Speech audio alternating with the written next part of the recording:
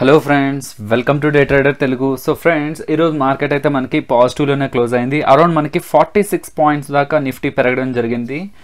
మనం చూస్తే ఒకనొక టైంలో ఓపెనింగ్ జరిగాక ఫ్రెండ్స్ మనకి 648 అంటే 11,648 వరకు పడ్డ నిఫ్టీ నెక్స్ట్ మళ్ళీ 704 వరకు వెళ్ళి అండ్ ఫైనల్గా మనకి 690లో అయితే క్లోజ్ అవ్వడం జరిగింది. సో ఓవరాల్గా మనకి నిఫ్టీ అయితే పాజిటివ్లోనే క్లోజ్ అయింది. అండ్ నెక్స్ట్ FIDA డేటా గురించి చూస్తే మనం చాలా డేస్ నుంచి మాట్లాడుతూనే ఉన్నాం ఫ్రెండ్స్. అంటే ఫారెన్ ఇన్స్టిట్యూషనల్ ఇన్వెస్టర్స్ స్టిల్ బయింగ్లోనే ఉన్నారు, అంటే మార్కెట్ గురించి వాళ్ళు పాజిటివ్గానే అనుకుంటున్నారని. అండ్ ఈ రోజు కూడా అంటే మనకు కొత్తగా ఏం లేదు ఫ్రెండ్స్, ఈ రోజు కూడా మనకి ఫారెన్ ఇన్స్టిట్యూషనల్ ఇన్వెస్టర్స్ అయితే బయింగ్లోనే ఉన్నారు. బట్ ఇక్కడ మనం గుర్తుపెట్టుకోవాల్సింది డొమెస్టిక్ ఇన్స్టిట్యూషనల్ ఇన్వెస్టర్స్ మనకి నెట్ కూడా మనకి ఈరోజు 581 crores దాకా బయింగ్లోకి వచ్చిందంటే ఆల్మోస్ట్ ఫారెన్ ఇన్స్టిట్యూషనల్ ఇన్వెస్టర్స్కి దగ్గరగా DIAs కూడా వచ్చారంటే డొమెస్టిక్ ఇన్స్టిట్యూషనల్ ఇన్వెస్టర్స్ కూడా వచ్చారని చెప్పుకోవాలి. సో ఓవరాల్గా వీళ్ళిద్దరు కాంబినేషన్ ఏంటంటే మనకి ఆల్మోస్ట్ నిఫ్టీ అనేది ఇంకా రానున్న రోజుల్లో మన ఆల్ టైమ్ హై దగ్గరికి వెళ్ళడానికి ఛాన్స్ ఉంది ఫ్రెండ్స్. ఎందుకంటే ఈ FIS DIAs ఏదైతే ఉంటుందో వీళ్ళ బయింగ్ ఏదైతే ఉంటుందో దాని మీనింగ్ ఏంటంటే మార్కెట్ గురించి ప్రెజెంట్ అయితే మేము స్టిల్ పాజిటివ్గానే ఉన్నామని. అన్లెస్ అంటిల్ ఏదైనా నెగిటివ్ ఈవెంట్ వస్తే తప్పితే మన మార్కెట్కి అయితే డెఫినెట్లీ ప్రెజెంట్ అయితే పాజిటివ్ అనే చెప్పుకోవాలి ఫ్రెండ్స్. సో ఇద్దరు కంబైన్ అయ్యి మనకి అరౌండ్ మనకి 1,300 crores దాకా మార్కెట్లోకి ఫ్లో చేశారని చెప్పాలి. సో ఇక్కడ మీరు గుర్తుపెట్టుకోవాలి ఫ్రెండ్స్, ఫారెన్ ఇన్స్టిట్యూషనల్ ఇన్వెస్టర్స్ మనకి చాలా డేస్ నుంచి కూడా పాజిటివ్గానే ఉన్నారు. బట్ డొమెస్టిక్ ఇన్స్టిట్యూషనల్ ఇన్వెస్టర్స్ మనకి ఇంత నెట్తో అయితే ఎప్పుడు పాజిటివ్గా లేరు ఈ మధ్య కాలంలో, అంటే ఈ మధ్య డేస్లో ట్రేడింగ్ డేస్లో. సో ఈరోజు అయితే మనకి వీళ్ళు కూడా పాజిటివ్గా ఉన్నారు. సో చూడాలి నెక్స్ట్ కమింగ్ డేస్లో ఏమైనా నిఫ్టీ మన ఆల్ టైమ్ హైని బ్రేక్ చేసుకొని పైకి వెళ్తుందా లేదా అనేది. సో నెక్స్ట్ ఈ లెవెల్స్ ఏదైతే ఉన్నాయో ఫ్రెండ్స్ అది మీకు 16th April గురించి చెప్తున్నాను, ఓకేనా. సో నిఫ్టీ అయితే మీకు అరౌండ్ సపోర్ట్ అరౌండ్ 11,595 దగ్గర ఉంది. నెక్స్ట్ రెసిస్టెన్స్ 760 దగ్గర ఉంది, 11,760 దగ్గర ఉంది. నెక్స్ట్ బ్యాంక్ నిఫ్టీ 29,980 దగ్గర ఉంది ఫ్రెండ్స్, ఓకే. అంటే అరౌండ్ 30,000 దగ్గర ఉంది. సో నేనైతే అనుకుంటున్నాను 29,980 కూడా మనకి మంచి, అంటే 29,980 to 30,000 అనేది ఒక బ్యాండ్ అనుకుంటే సో ఇక్కడ మంచి సపోర్ట్ దొరుకుతుంది. ఎందుకంటే సైకలాజికల్గా మీకు చెప్పాను కదా ఫ్రెండ్స్, రౌండింగ్ అంటే 30,000, 20,000 ఆర్ ఎల్స్ 25,000 ఈ రౌండ్ ఆఫ్ ఫిగర్స్ ఏదైతే ఉంటాయో డెఫినెట్లీ మంచి సపోర్ట్స్ అండ్ మంచి రెసిస్టెన్స్లు కూడా, ఓకే. సో నెక్స్ట్ రెసిస్టెన్స్ అయితే మనకి అరౌండ్ 30,310 దగ్గర ఉంది, ఓకేనా. సో ఏదైతే ఈ లెవెల్స్ ఉంటాయో ఫ్రెండ్స్, సో 595, 760, 980, 310, సో ఎగ్జాక్ట్గా పాయింట్ అనుకోకండి, అక్కడి నుంచి ఒక చిన్న బ్యాండ్ తీసుకుంటే అంటే మీరు చార్ట్ ఓపెన్ చేస్తే మీకు క్లారిటీ ఉంటుంది ఫ్రెండ్స్. చార్ట్ ఓపెన్ చేసి ఈ లెవెల్స్ దగ్గర ఈ లెవెల్స్ చెప్తున్నాను కదా, సో ఆ లెవెల్స్ దగ్గర మీకు ఏదైనా సపోర్ట్ ఆర్ రెసిస్టెన్స్ ఉందా లేదా అనేది మీరు చూసినట్లయితే మీకు ఒక చిన్న బ్యాండ్ ఉంటుంది. సో ఆ బ్యాండ్ ప్రకారం మీరు సపోర్ట్ అండ్ రెసిస్టెన్స్ని మైండ్లో ఉంచుకోండి, ఓకేనా. సో నెక్స్ట్ ఏంటంటే న్యూస్లో ఉన్న స్టాక్స్ ఏంటంటే ఈ రోజు అయితే మనకి చాలా ఉన్నాయి ఫ్రెండ్స్, న్యూస్లో చాలా స్టాక్స్ అయితే రావడం జరిగింది న్యూస్లోకి. బట్ సో అలాంటి స్టాక్స్లో నుంచి ఇంపార్టెంట్ స్టాక్స్ నేను కొన్ని పిక్ చేయడం జరిగింది. ఫస్ట్ థింగ్ ఏంటంటే మనకి IMD వాళ్ళు మనకి ఈ మాన్సూన్ ఫోర్కాస్ట్ని అయితే రిలీజ్ చేశారు. అండ్ నేను దాని టెలిగ్రామ్లో కూడా అప్డేట్ చేశాను ఫ్రెండ్స్, ఎప్పుడైతే రిలీజ్ చేశారో అప్పుడు అప్డేట్ చేశాను. అగ్రికల్చర్కి సంబంధించిన మాన్సూన్ని మన స్టాక్ మార్కెట్ ఎందుకని అంత కీన్గా అబ్జర్వ్ చేస్తుంది అనే క్వశ్చన్ చాలా మందికి ఉంటుంది ఫ్రెండ్స్.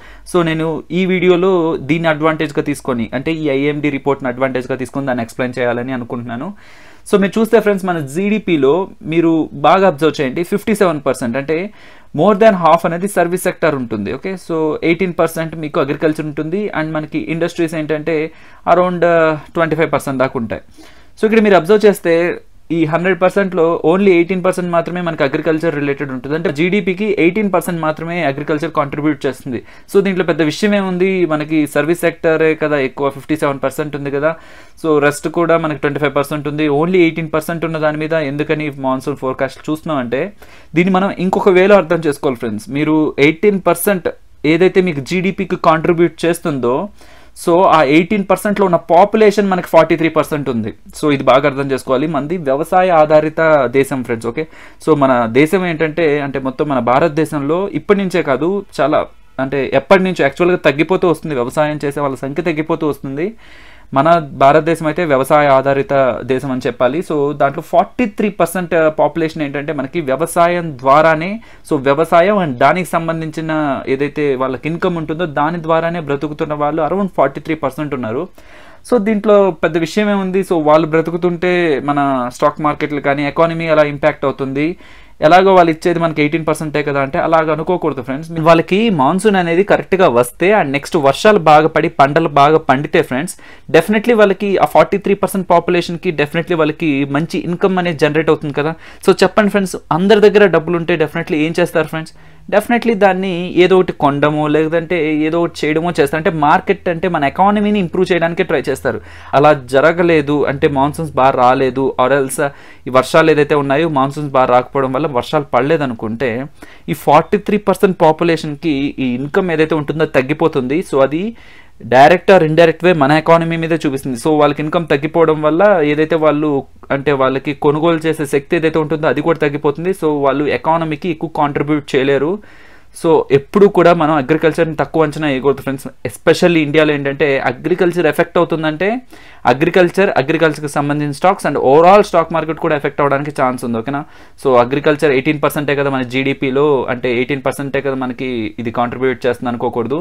మన ఓవరాల్ పాపులేషన్లో అరౌండ్ మనకి 43%, యాక్చువల్ తగ్గుతూ 43%కి వచ్చారు ఫ్రెండ్స్. అంతకుముందు ఇంకా ఎక్కువగానే ఉండింది. ఈ 43% పీపుల్ ఒక లైఫ్స్ని అండ్ వాళ్ళ ఇన్కమ్ రిసోర్సెస్ని ఎఫెక్ట్ చేసే థింగ్ ఏదైనా సరే డెఫినెట్లీ ఓవరాల్ ఇండియా మొత్తం మీద ఎఫెక్ట్ ఉంటుంది friends. Okay. So WPI numbers అయితే వచ్చాయి ఫ్రెండ్స్. మనకి 3.18% ఉంది సో మార్చ్కి, అండ్ లాస్ట్ ఫిబ్రవరిలో ఎంత ఉందంటే 2.93% ఉంది. ఓకేనా. సో చెప్తాను ఫ్రెండ్స్ ఇదేంటనేది చెప్తాను. సో మార్చ్లో మనకి 3.18 ఉంది, ఫిబ్రవరిలో 2.93 ఉంది. బట్ ఎగ్జాక్ట్గా మీరు 1 year బ్యాక్ వెళ్ళి ఇదే మార్చ్ చూస్తే అంటే 2018 మార్చ్ చూస్తే మీకు 2.47 ఉంది. ఓకే. సో ఇయర్ కంపేర్ చేస్తే మీకు లాస్ట్ 2018 మార్చ్లో మీకు 2.47% ఉన్న WPI ఇప్పుడు మనకి 3.18% ఉంది. డెఫినెట్లీ గ్రోయింగ్ ఎకానమీస్ ఏదైతే ఉంటాయో, సో గ్రోయింగ్ కంట్రీస్ ఏదైతే ఉంటాయో వాళ్ళకి డెఫినెట్లీ ఇన్ఫ్లేషన్ అనేది ఉంటుంది ఫ్రెండ్స్. ఇన్ఫ్లేషన్ అనేది లేదు ఉండకూడదు అనేది కాదు, ఇన్ఫ్లేషన్ అనేది మెయింటైన్ అవుతూ ఉండాలి, అంటే ఒక పద్ధతి ప్రకారం ఉండాలి. సో జీరోలో ఉంది ఇన్ఫ్లేషన్ అంటే కూడా అది మనకి నెగిటివ్గానే తీసుకోవాలి, అంటే ఎకానమీ ఏమీ ఇంప్రూవ్ అవ్వట్లేదని అనుకోవాలి మనం. అలా కాదు, ఇన్ఫ్లేషన్ పెరిగిపోతూ ఉందంటే కూడా మనం కొంచెం అలర్ట్గా ఉండాలి, అంటే అలర్ట్ ఇన్ ద సెన్స్ దాన్ని కూడా మనం కన్సిడరేషన్లోకి తీసుకోవాలి. అటు జీరో అంటే ఏదో డ్రాస్టిక్గా పడిపోవడం డ్రాస్టిక్గా పెరిగిపోవడం ఉండకూడదు, అది బ్యాలెన్స్డ్గా మెయింటైన్ అవుతూ ఉండాలి. సో ఇన్ఫ్లేషన్ అంటే మన ఎకానమీకి నెగిటివ్ అని కంప్లీట్గా అనుకోకూడదు ఫ్రెండ్స్. ఇదేంటంటే మనం బ్యాలెన్స్డ్గా ఉండాలి. ఇన్ఫ్లేషన్ అనేది బ్యాలెన్స్డ్గా ఉన్నప్పుడే మన ఎకానమీ అనేది కూడా మనకి ఈ గ్రోత్ ట్రజెక్టరీ అంటే గ్రోత్ ఏదైతే ఉంటుందో అది ప్రాపర్గా ఉందని మనం అనుకోవచ్చు. ఓకే. అయితే ఎప్పుడు గుర్తుపెట్టుకోండి ఫ్రెండ్స్, గ్రోయింగ్ ఎకానమీకి అంటే డెవలపింగ్ కంట్రీస్కి డెఫినెట్లీ ఇన్ఫ్లేషన్ అయితే ఉంటుంది. సో నెక్స్ట్ ఏంటంటే ఇది ఇంపార్టెంట్ థింగ్ ఫ్రెండ్స్ ఈరోజు మాట్లాడుకోవాల్సింది. సో ఇది చెప్పాలంటే కొద్దిగా స్ట్రాటజిక్గా జరిగిందని చెప్పచ్చు ఈ డీల్ అనేది. మీకు ఐడియా ఉంది కదా ఫ్రెండ్స్ ఫ్యూచర్ రిటైల్ అంటే. సో ఫ్యూచర్ రిటైల్ కిందకి ఏమేమి వస్తాయి ఫ్రెండ్స్, మనకి బిగ్ బజార్ వస్తుంది, సెంట్రల్ వస్తుంది. ఓకే. సో విశాఖపట్నం, హైదరాబాద్ ఇలాంటి సిటీస్లో ఉన్న వాళ్ళకి ఏంటంటే సెంట్రల్ మాల్స్ ఉంటాయి. నెక్స్ట్ మనకి బ్యాండ్ ఫ్యాక్టరీ ఉంటుంది, next FBB, next home town, ఇది ఫర్నిచర్కి సంబంధించిన షోరూమ్స్ ఫ్రెండ్స్ హోమ్ టౌన్ అనేది. నెక్స్ట్ ఈజోన్, ఇలాంటి కంపెనీస్ అనేవి ఉన్నాయి ఫ్రెండ్స్ ఫ్యూచర్ రిటైల్లో. మనకి పాస్ట్లో ఒకసారి అమెజాన్ ఫ్యూచర్ రిటైల్ మధ్యలో మనకి ఒప్పందం అంటే వాళ్ళు అమెజాన్ వాళ్ళు ఫ్యూచర్ రిటైల్లో పెట్టుబడులు పెట్టడానికి ఆసక్తిగా ఉండి ముందుకు రావడం జరిగింది, బట్ అదైతే క్యాన్సిల్ అవ్వడం జరిగింది ఫ్రెండ్స్. ఈసారి వీళ్ళు స్ట్రాటజిక్గా అంటే డైరెక్ట్గా ఫ్యూచర్ రిటైల్ దీంట్లో ఇన్వెస్ట్ చేయకుండా, ఫ్యూచర్ రిటైల్ లిమిటెడ్లో ఇన్వెస్ట్ చేయకుండా ఫ్యూచర్ కూపన్స్ అనే దాంట్లో ఇన్వెస్ట్ చేసి, అంటే 49% ఏంటంటే ఫ్యూచర్ కూపన్స్లో ఇన్వెస్ట్ చేసి వీళ్ళు అమెజాన్ వాళ్ళు ఫ్యూచర్ రిటైల్లో స్టేక్ తీసుకుందామని ట్రై చేస్తున్నారు. అంటే ఎలా ఉందంటే ఫ్రెండ్స్, అమెజాన్ అనేది ఫ్యూచర్ కూపన్స్లో అంటే ఫ్యూచర్ కూపన్స్ అనేది కూడా మనకి ఫ్యూచర్ రిటైల్కి సంబంధించింది. ఓకే. సో ఫ్యూచర్ కూపన్స్లో అది 49% నేను స్టేక్ కొంటున్నానని కొనుక్కుంటే సో ఇండైరెక్ట్గా అది ఫ్యూచర్ రిటైల్లో 9% స్టేక్ వస్తున్నట్లు అనమాట. ఓకేనా. సో డైరెక్ట్లీ అమెజాన్ ఫ్యూచర్ రిటైల్లో కొనకుండా ఫ్యూచర్ కూపన్స్లో 49% కొని ఇండైరెక్ట్గా ఫ్యూచర్ రిటైల్ని కంట్రోల్ చేద్దామని అయితే ట్రై చేస్తుంది. సో దీనికి మనకి CCI నో అబ్జెక్షన్ కావాలి ఫ్రెండ్స్. అంటే ఈ CCI అయితే మనకి ఏ మర్జర్ ఆర్ఎల్స్ ఎటువంటి ఇలాంటి ట్రాన్సాక్షన్ జరిగినా మనకి CCI దగ్గర నుంచి నో అబ్జెక్షన్ కావాలి. సో CCI అంటే competition commission of India friends. Okay. So ఈ ప్రాసెస్ అంతా జరగడానికి అయితే మనకి 1 to 2 months అయితే డెఫినెట్లీ పడుతుంది. సో ఇదైతే డెఫినెట్లీ మనం అబ్జర్వ్ చేయాలి ఫ్రెండ్స్. దీని గురించి మనకు అంతకుముందు పెద్ద కాంపిటీటర్స్ లైక్ గూగుల్ కూడా దీని గురించి పోటీ పడడం అయితే జరిగింది ఫ్యూచర్ రిటైల్ కోసం, Paytm, Google and Amazon. And ఆ టైంలో అమెజాన్ ముందుకు రావడం అండ్ ఆ డీల్ అయితే కొంచెం ముందుకి స్మూత్గా వెళ్ళకపోవడం, అండ్ ఇప్పుడైతే అమెజాన్ బ్యాక్ డోర్ నుంచి వస్తుందని చెప్పొచ్చు. డైరెక్ట్లీ ఫ్యూచర్ రిటైల్ కాకుండా ఫ్యూచర్ కూపన్స్లో 49% ఇన్వెస్ట్ చేసి నెక్స్ట్ ఇక్కడికి 9% తీసుకురావడానికి ట్రై చేస్తుంది. ఓకేనా. సో ఈ ఫ్యూచర్ రిటైల్ని ఈ అమెజాన్ అనేది నెక్స్ట్ ఎలా చేంజ్ చేయబోతుంది, నెక్స్ట్ ఎలా కంట్రోల్ చేయబోతుంది అనే దాన్ని బట్టి కూడా నెక్స్ట్ స్టాక్ ప్రైస్ అనేది డిపెండ్ అయి ఉంటుంది. సో ఇదైతే గుర్తుపెట్టుకోండి ఫ్రెండ్స్. నెక్స్ట్ PC జ్యువెలర్స్ చెప్పాలి. సో PC జ్యువెలర్స్ చూస్తే మనకి ఇంట్రోడే సెషన్లో అరౌండ్ 18% దాకా పెరగడం జరిగింది ఫ్రెండ్స్. దీనికి మెయిన్ రీజన్ వచ్చి FPIs అంటే ఫారెన్ పోర్ట్ఫోలియో ఇన్వెస్టర్స్ మనకి ఓపెన్ మార్కెట్లో అరౌండ్ 2% స్టేక్ దాకా PC జ్యువెలర్స్ నుంచి బై చేశారు. సో వాళ్ళ రీజన్స్ ఏమున్నాయి అనేది మనకి క్లారిటీ లేదు ఫ్రెండ్స్. ఏదైతే PC జ్యువెలర్స్ మీద అప్పుడు అలిగేషన్స్ వచ్చాయో సో మేబీ అవి కరెక్ట్ కాదు అనుకొని, అంటే మెల్లగా అది క్లియర్ అవుతుంది అనుకొని వాళ్ళు బై చేస్తుండొచ్చు. సో మనకి ఇంట్రాడేలో అయితే ఇప్పుడనే కాదు ఫ్రెండ్స్, లాస్ట్ రేస్ నుంచి కూడా మనకి పీసీ జ్యువెలర్స్ కొంచెం బిగ్ గెయిన్స్ని ఇస్తూ వచ్చింది ఇంట్రాడే సెషన్స్లో. Okay, so next SpiceJet గురించి మాట్లాడుకోవాలి. మనందరికీ తెలుసు స్పైస్ జెట్ ఏంటంటే మనకి మన డొమెస్టిక్ ఏరియాస్ని ఏంటంటే మనకి ఎక్కువగా కవర్ చేస్తున్న స్పైస్ జెట్ అని చెప్పుకోవచ్చు ఫ్రెండ్స్. బట్ ఇదేంటంటే నాన్ స్టాప్గా ఇంటర్నేషనల్ ఫ్లైట్స్ని లైక్ మనకి హాంకాంగ్ కానీ, దుబాయ్ కానీ, ఢాకా, కొలంబో, బ్యాంకాక్, సో వీటికి కూడా నాన్ స్టాప్ ఫ్లైట్స్ని వీళ్ళు స్టార్ట్ చేస్తున్నామని చెప్పడం ద్వారా ఏంటంటే ఇంట్రాడే సెషన్లోనే అంటే గ్యాప్ అప్లోనే మనకి ఓపెన్ అయిన ఫ్రెండ్స్ అరౌండ్ 3% అరౌండ్ అలా ఓపెన్ అయినట్లుంది. నెక్స్ట్ అరౌండ్ 9% దాకా స్పైస్ జెట్ వెళ్ళింది. అండ్ లాస్ట్ టైం కూడా మనం మాట్లాడుకున్నాం న్యూస్ స్పైస్ జెట్ గురించి, కొత్త ఫ్లైట్స్ని ఇంట్రడ్యూస్ చేస్తుంది స్పైస్ జెట్ అండ్ లాస్ట్ ఒక న్యూస్లో కూడా మాట్లాడుకున్నాం. సో ఇప్పుడైతే మనకి నాన్ స్టాప్ ఫ్లైట్స్ని హాంకాంగ్, దుబాయ్, ఢాకా, సో వీటన్నిటికీ స్టార్ట్ చేస్తున్నారు. అరౌండ్ మే ఎండ్ నుంచి స్టార్ట్ చేస్తారని చెప్తున్నారు స్పైస్ జెట్ వాళ్ళైతే. సో మనకి ఏదైతే జెట్ ఎయిర్వేస్ ఆర్ఎల్స్ అదర్ ఎయిర్వేస్ ఏదైతే ఉన్నాయో సో వాటిల్లో ఏంటంటే ప్రెసెంట్ స్పైస్ జెట్కి ఏదైతే న్యూస్లో వస్తున్నాయో కంటిన్యూస్గా అవి పాజిటివ్గా ఉన్నాయి ఫ్రెండ్స్. ఓకే, సో ఏవియేషన్ సెక్టర్లో స్పైస్ జెట్ని అయితే కొంచెం వాచ్ చేయమని నేను సజెస్ట్ చేస్తాను. Okay, so next Polycab IPO friends, చెప్పండి. మనం దీని గురించి అరౌండ్ 2 వీడియోస్ దాకా మాట్లాడుకోవడం జరిగింది. సో ఈ ఐపీఓ అయితే డెఫినెట్లీ మనకి మంచి వాల్యుయేషన్స్తోనే ఉంది కంపేర్ విత్ మనకి ఇదే సెక్టార్లో ఉన్న అదర్ కంపెనీస్ లైక్ మనకి హ్యావెల్స్ కానీ లేకపోతే అదర్ కంపెనీస్తో కంపేర్ చేస్తే మనకి పాలీకాబ్ అనేది మంచి వాల్యుయేషన్స్ అనే చెప్పుకోవచ్చు. సో ఓవరాల్గా 55 టైమ్స్ దాకా సబ్స్క్రైబ్ అయ్యింది ఫ్రెండ్స్ అన్ని కేటగిరీస్ తీసుకుంటే.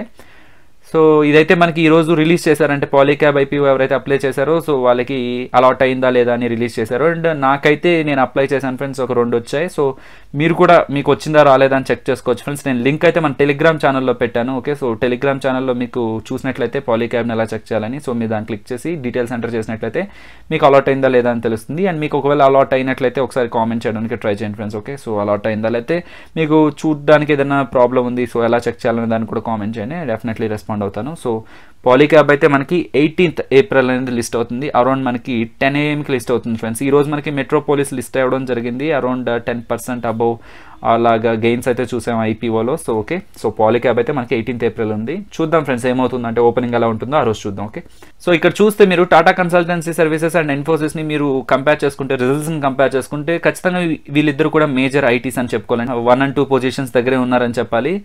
అండ్ ఇన్ఫోసిస్కి ఎందుకు నెగిటివ్ అయింది అని చాలామంది క్వశ్చన్స్ వస్తూ ఉన్నాయి ఫ్రెండ్స్. అంటే చాలామంది టెలిగ్రామ్లో కానీ వాట్సాప్లో కానీ అడగడం జరిగింది. అండ్ టాటా కన్సల్టెన్సీ సర్వీసెస్ ఎందుకు పెరిగిందని కూడా అడుగుతున్నారు. చెప్పండి ఫ్రెండ్స్, రిజల్ట్స్ చెప్తున్నప్పుడు ఏం చెప్పాను ఫ్రెండ్స్, ఇన్ఫోసిస్ అనేది రిజల్ట్స్ బాగానే పోస్ట్ చేసింది కానీ గైడెన్స్ అనేది మనకి ప్రాపర్గా ఇవ్వలేదని చెప్పాను. అంటే ఏదైతే గైడెన్స్ ఉంటుందో అంటే నెక్స్ట్ మా గ్రోత్ ఇలా ఉంటుంది అని చెప్పే గైడెన్స్ ఏదైతే ఉంటుందో, అండ్ ఇన్ఫోసిస్ FY20కి సంబంధించిన గైడెన్స్ మనకి ప్రాపర్గా అంటే స్ట్రీట్ ఎక్స్పెక్టేషన్స్కి ఇవ్వలేదు. కాబట్టి ఇన్ఫోసిస్ అనేది అంటే మనకి ఇదంతా బాగుంటుంది అని స్టాక్ పెరిగింది అంతకుముందు. సో ఎంత రిజల్ట్ బాగున్నా గైడెన్స్ బాగాలేదు కాబట్టి అందుకని తగ్గింది. And Tata Consultancy Services results చెప్పేటప్పుడే చెప్పాను ఫ్రెండ్స్, లాస్ట్ 15 quarters రిజల్ట్స్ చూసుకుంటే ఇది స్ట్రాంగ్ నెంబర్స్ మేము పోస్ట్ చేస్తున్నామని చెప్పి TCS CEO చెప్పారని చెప్పాను. సో ఈ ఏదైతే ఉంటుందో ఫ్రెండ్స్ మార్కెట్ అంటే ఇక్కడ మనం గుర్తుపెట్టుకోవాల్సింది రిజల్ట్ వచ్చే ముందే ఎంత రియాక్ట్ అయింది స్టాక్ అనేది. డెఫినెట్లీ అంటే మనం రిజల్ట్ని చూసుకుంటూ ఉంటాం ఫ్రెండ్స్, బట్ మార్కెట్ అండ్ పెద్ద పెద్ద ప్లేయర్స్ ఏంటంటే రిజల్ట్ని వాళ్ళే అంటే వాళ్ళ దగ్గర ఉన్న వాళ్ళు ఫైనాన్షియల్ మేనేజర్స్ అందరూ అనలైజ్ చేసి ఈసారి ఇంత రాబోతుంది లేకపోతే ఈసారి ఇంత రాబోతుంది అనేది ఫస్ట్గానే అనలైజ్ చేసి వాళ్ళు ముందుగానే పెట్టేస్తారు. సో రిజల్ట్ అనేది యావరేజ్గా అండ్ వాళ్ళు అనుకున్న దానికి తక్కువగా వస్తే మాత్రం వాళ్ళు ఏదైతే పెట్టుంటారో దాన్ని ఫస్ట్ వెనక్కి తీసుకోవడం వల్ల స్టాక్స్ పడుతూ ఉంటాయి. సో రిజల్ట్ బాగా వచ్చింది ఎందుకు అని స్టాక్ పడిపోయిందంటే ఫస్ట్ మీరు ఒక 5 days కానీ 10 days కానీ గ్రాఫ్ చూడండి, స్టాక్ అనేది ఎలా మూవ్ అవుతుందో తెలుస్తుంది. Okay, so next upcoming events గురించి మాట్లాడుకోవాలంటే మెయిన్లీ మనకి ఈ రిజల్ట్స్ ఏదైతే ఉన్నాయో ఫ్రెండ్స్ ఇవి మనకి రావడం స్టార్ట్ అయ్యాయి ఆల్రెడీ. సో మనకి ఇన్ఫ్లేషన్ నెంబర్స్ అన్నీ వచ్చేసాయి అండ్ IMD రిపోర్ట్ కూడా వచ్చేసింది.